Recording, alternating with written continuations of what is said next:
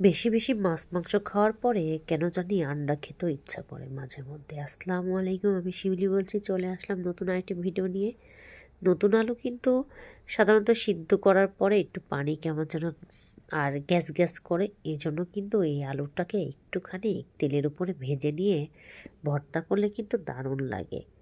আর কাঁচা পেঁয়াজ, নতুন যেহেতু কাঁচা পেঁয়াজ উঠেছে, এই কাঁচা পেঁয়াজের সঙ্গে সরিষার তেল, শুকনা মরিচ, কাঁচামরিচ মিক্স করে ভর্তা করে একবার হলেও খেয়ে দেখুন, অনেক কিন্তু মজা হয়। আর এই ভর্তা দিয়ে আর যদি তার সঙ্গে থাকে ডিম ভুনা, আপনার কিন্তু আর কিছুই লাগবে না। এটা দিয়ে পুরো প্লেটের ভাত খাওয়া হবে, তার সঙ্গে থাকবে পাতলা ডাল। আমি এভাবে আলু ভর্তা করলাম।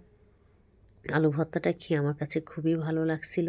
ধনিয়ার পাতা দিলে আরও বেশি টেস্ট হয়, কিন্তু আমি এখানে আজকে ধনিয়ার পাতা দিইনি। ডিমটা সুন্দর করে ভেজে নিলাম।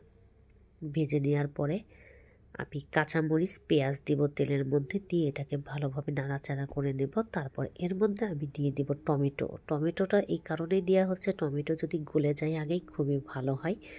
আর টমেটোটা দেওয়ার পরে কিছুক্ষণ পর আমি একটু হালকা লবণ দিয়ে দিয়েছিলাম। ওই লবণটা দেওয়ার পরে আদা রসুন বাটা সব কিছু দিয়ে এটাকে ভালোভাবে কষাবো। মশলাটা যত সুন্দর কষানো হবে ঠিক ততটাই কিন্তু স্বাদ বাড়বে।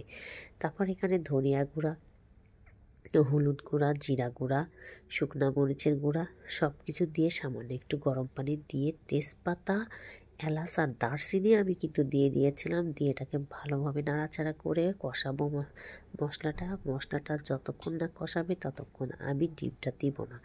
মশলা কষানো শেষ, ডিমটা দিয়ে দিলাম। আর অনেক সময় কিন্তু মাছ মাংস একটানা খেলে কিন্তু মাঝে মধ্যে মনে হয় না একটু ডিম ভুনা খাই, সেক্ষেত্রে ডিমটা ভুনা করলে কিন্তু খেতে ভালোই লাগে। আর এইভাবে মশলাটা কষাই যদি ভুনা করা যায়, খেয়ে খুবই মজা পাওয়া যায়।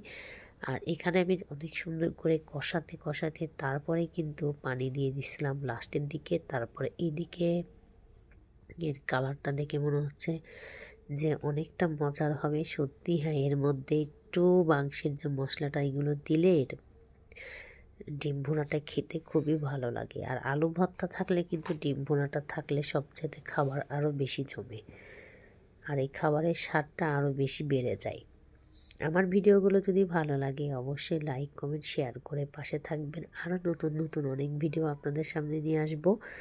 আর ডিম ভুনাটা কেমন হলো অবশ্যই জানাবেন। কষানোর পরে লাস্টের দিকে আমি পানি দিয়ে দিয়েছি। পানি দেওয়ার পরে কিছুক্ষণ পরে ঢাকনা দিয়ে ঢেকে আবার এটাকে অনেকক্ষণ রান্না করে নিলাম। এটা ঝোল একদমই শুকাই ফেলবো, ঝোল না শুকানো পর্যন্ত অপেক্ষা করব। আর ঝোল শুকাই গেলে একটা অনেক সুন্দর কালার চলে আসবে, তারপরেই বুঝবেন যে আপনার রান্নাটা একদমই পারফেক্ট হয়েছে। এটা একদমই ঝোল শুকিয়ে গিয়েছে আর মশলাগুলোও সুন্দর করে মিশে যাবে। এটা দিয়ে ভাত খেতে সেই মজা। আজকের মতো এখানেই বিদায় নিচ্ছি। সবাই ভালো থাকবেন, সুস্থ থাকবেন। আল্লাহ হাফেজ।